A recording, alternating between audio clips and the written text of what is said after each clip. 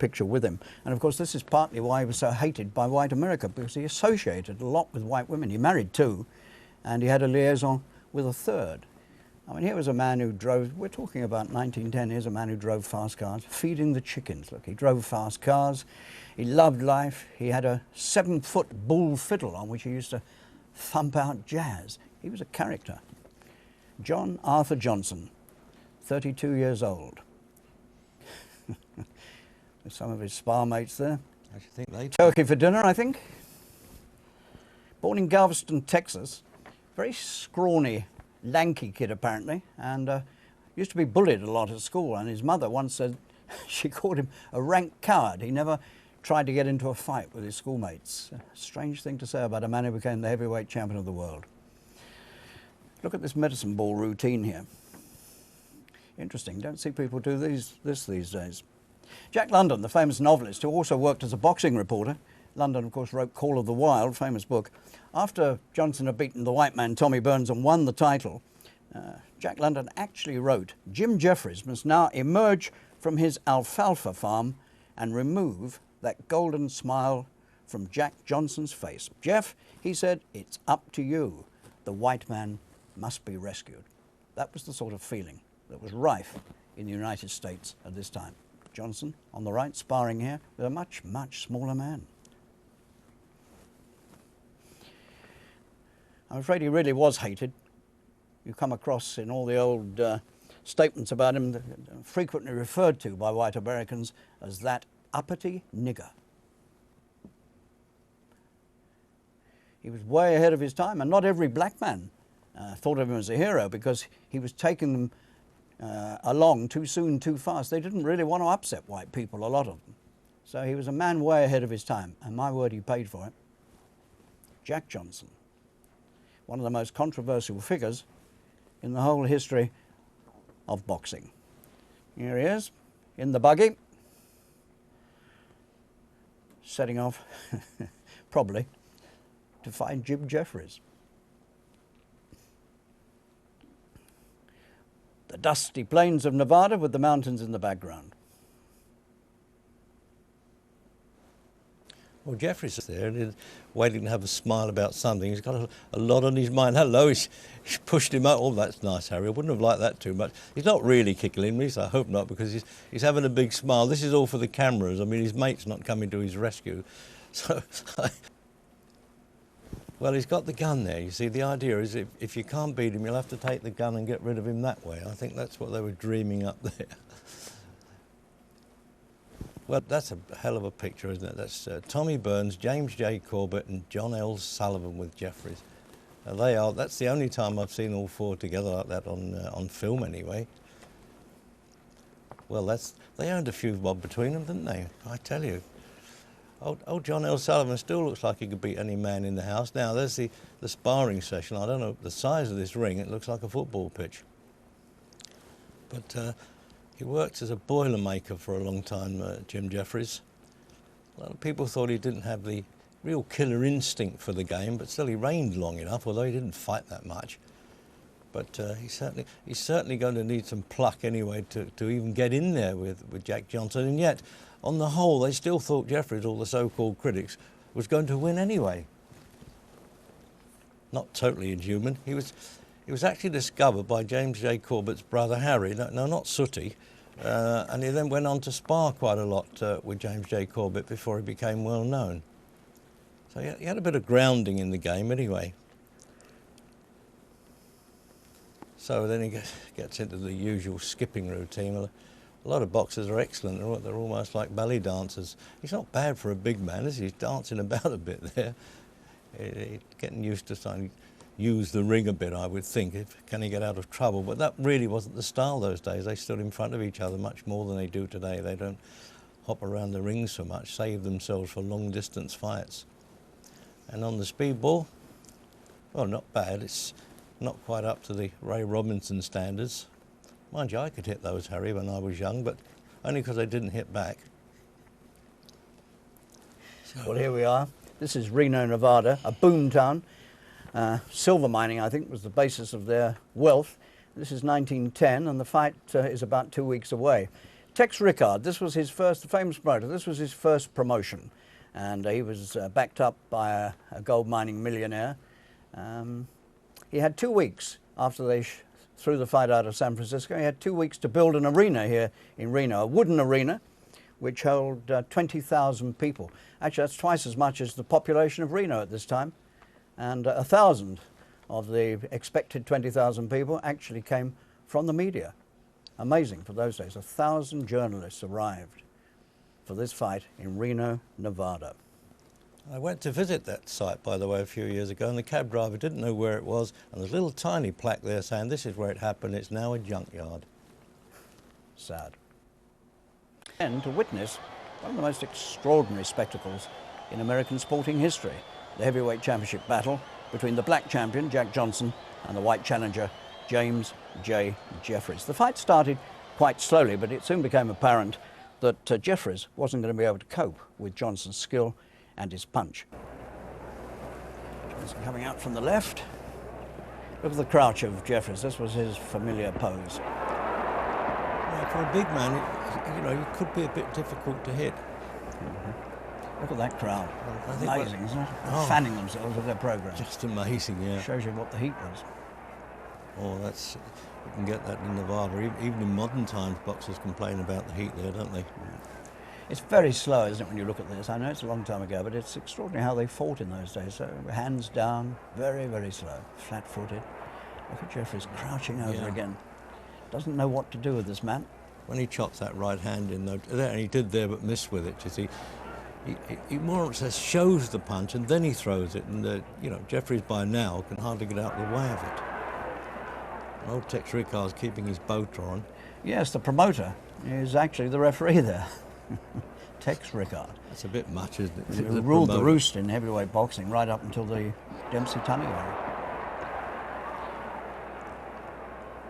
See, he didn't like gameness at all, though, Jeffries, I'll tell you that. I mean, I think he tried his heart out here, but never fought anybody like Johnson, could he? I mean, how could you explain this is how you've got to beat him? I'd hate to have been his corner man, actually, except I'd have said, look out, here he comes, when the bell went. I don't know about that, Reg. I mean, Jeffries had beaten James J. Corbett twice, he beat Bob Fitzsimmons twice. I mean, there were good names in his record. Yeah, but they were a lot lighter, though. They were comparatively light heavyweights. Right.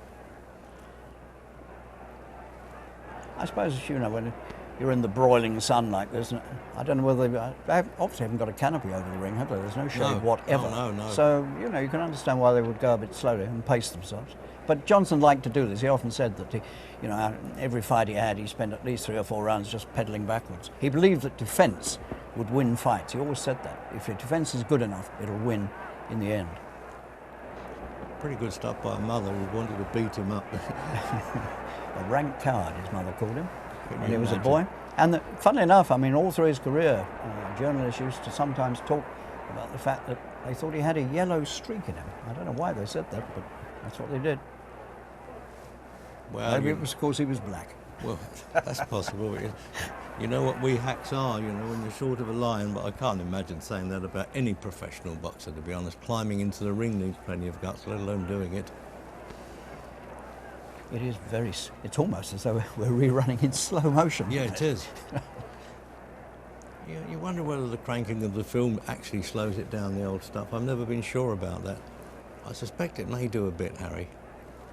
Could be. Well, Jeffries getting nowhere. Doing a lot of leaning on. Getting very tired by the look of it. And look at that little clip there, little left hand he took as they came out of the hands more like it. Now he's getting the needle a little bit again now, Johnson. He's really enjoying playing to the crowd here as well, without showing out to the crowd as Ali often did. Oh, there you are. Oh, now he's saying that'll do. Don't hit after the bell. That's all they needed there. The good old towel flapping. You don't see too much of that these days. No, actually, my dad and uncle, who were seconds, they helped stop that, Harry, in recent times, because it used to pick up the rosin dust too much, they said.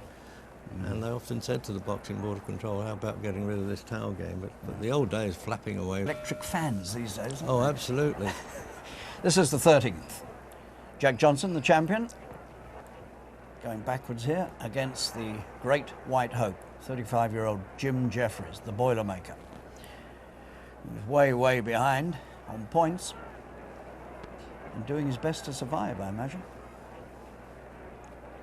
You can see this, you know, when Johnson's trying to think, well, what shall I do next? How can I confuse this man?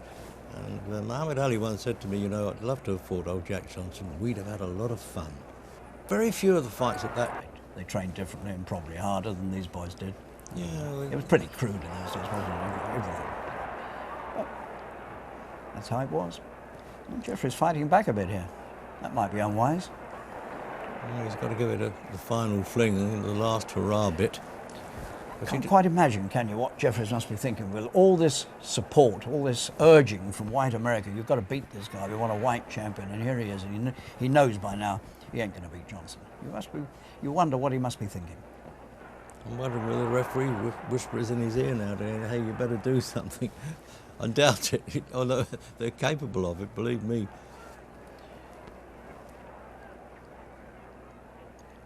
It's wonderful these old fight films still exist, isn't it? 1910, I mean, we're nearly 90 years on. Yeah, the right-hand punch is Johnson's best shot, really. I'm surprised he hasn't had. I mean, he's a big old sack of coals, really, isn't he, to try and knock over? Yeah. When you think of the money again, Harry, it's just unbelievable what they were earning for this. And you wonder where it's all coming from. It couldn't have been total gate money. As you said, they split over $100,000 in 1910. Plus 10,000 up front. But I imagine everybody made a profit. Comes back to the corner on the right. Tex Rickard saunters back to a neutral corner. Great figure in that boat and the braces, isn't it? Absolutely. Oh, we've got an umbrella now to shield Jeffries from the sun. Yeah, that happened, and I saw Kenny Buchanan had that when he fought in Puerto Rico. 14th. They don't come flying out of the corner as they often do in modern boxing. There's a bit of tonnage in there one way or another. We've got to look at it like that. People have paid quite a lot of money to watch this in Reno. They appear to be quite happy with what they're seeing. Yeah, today they'd be booing their heads off, they were wouldn't accustomed to it those days, Yeah. Harry. The sparring round stuff. The referee's doing nothing. He doesn't part them or well, he may have been calling break. We can't pick that up, but I doubt it. It was probably the first time he'd officiated it. I doubt Rickard had ever refereed a fight. No. He's probably counting the house as well, as all promoters do while he's watching this.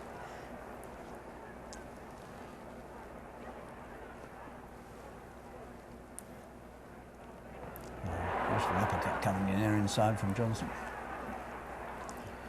Notice all the press boys in front here have got their heads covered with the heat there, and they're still doing that actually in Nevada when covering the big fights. Foolish not to. Yeah, we get the sun behind you here, behind the cameras. Johnson's still in no hurry, is he?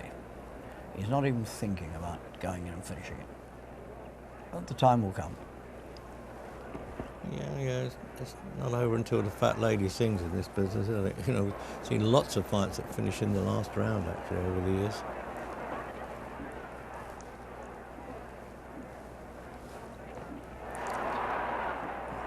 I think Jeffries quite likes to hang on to him. He looks close quarters. I think he's a stronger man of the two. Probably where he feels safest.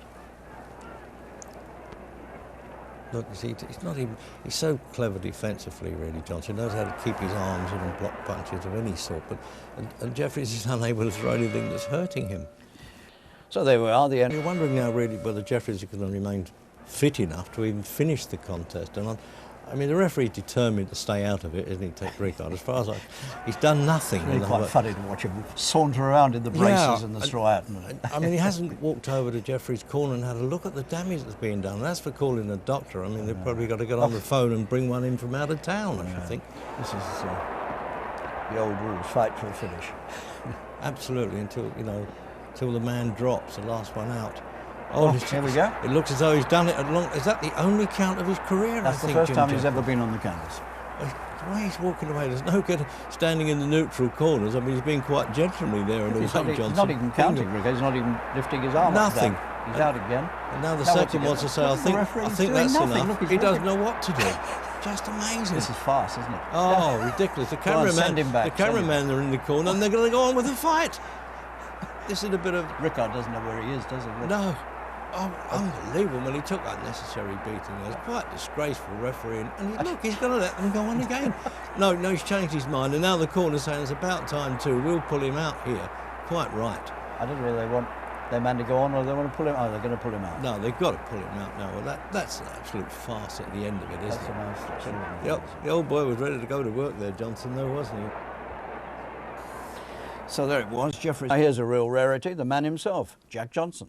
I fought with all the courage, with all the science that I had in me.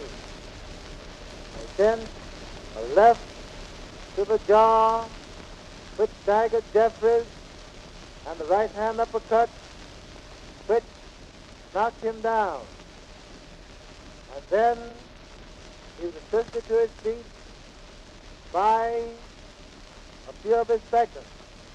Corbett, he arises, only to be put down again with the left hook to the jaw.